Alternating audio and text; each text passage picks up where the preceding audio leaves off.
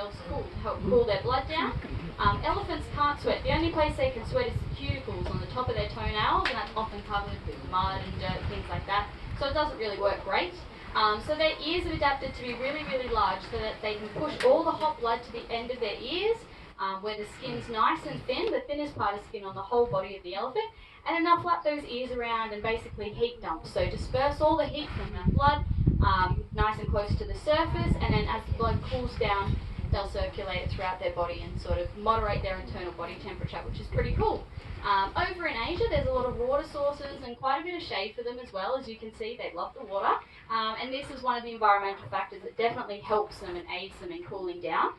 However, over in Africa, water and shade are a bit more sparse in the environments that the African elephants are in, so hence their ears have evolved to be much larger because they need to cool down a lot more blood than these guys do out in the wild, which is pretty cool.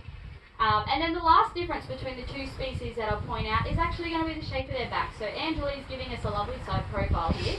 If we look at the shape of her back, it goes up in the middle, like a bit of a hill. It's what we call an arched back.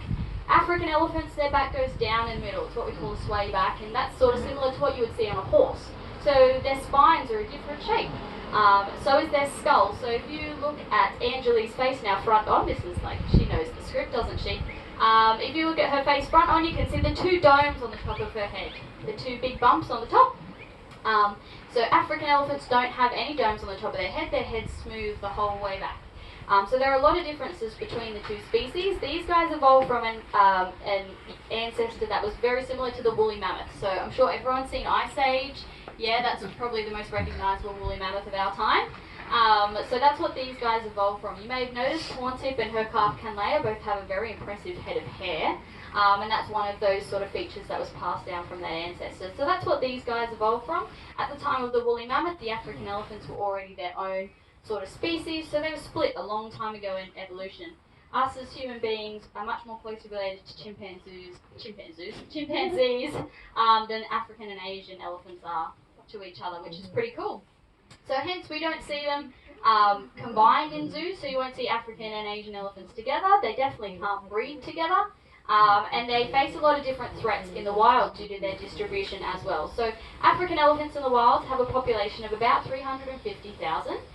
Their biggest threat in the wild is poaching for that ivory. So I mentioned that both males and female African elephants have long ivory tusks.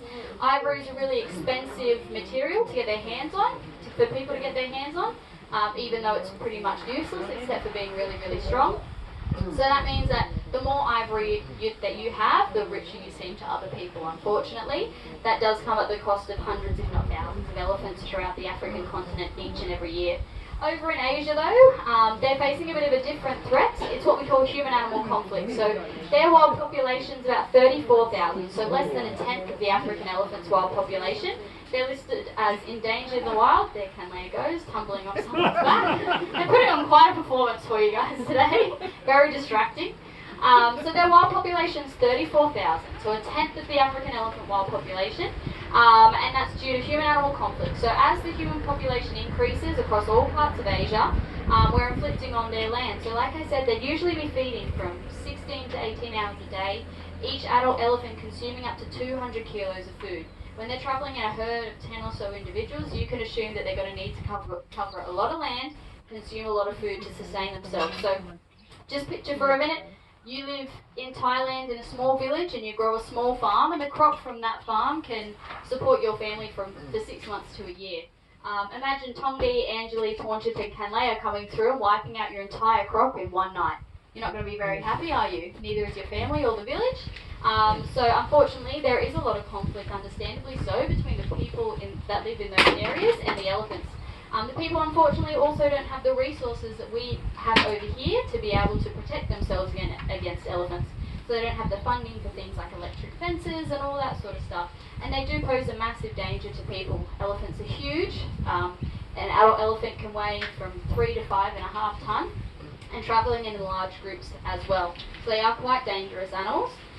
So unfortunately for the people in those areas, there's a lot of conflict. So elephants kill hundreds of people every year across Asia, and people kill thousands of elephants every year across Asia.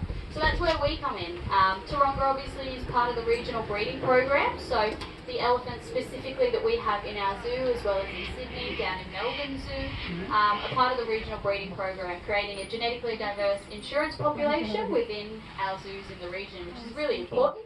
And then we also fund a lot of things happening on the field. So Taronga's not for profit, if that hasn't been mentioned to you before today, which basically means that all the money that we generate here as a business on this site, as well as at Sydney Taronga, that money goes not only just to the care of the animals that we have here on our site, but also funding the projects that we support in the wild. So although we don't have African elephants within our zoos anymore in Australia, we do still support the Northern Rangelands Trust, doing a lot of great work across Africa for the communities and the animals within those communities. And more importantly, over in Asia, we are supporting one of the projects run by the International Rhino Foundation, and it's the regeneration of Waikampus National Park. So that's a massive protected area of land for elephants and other large species across Asia.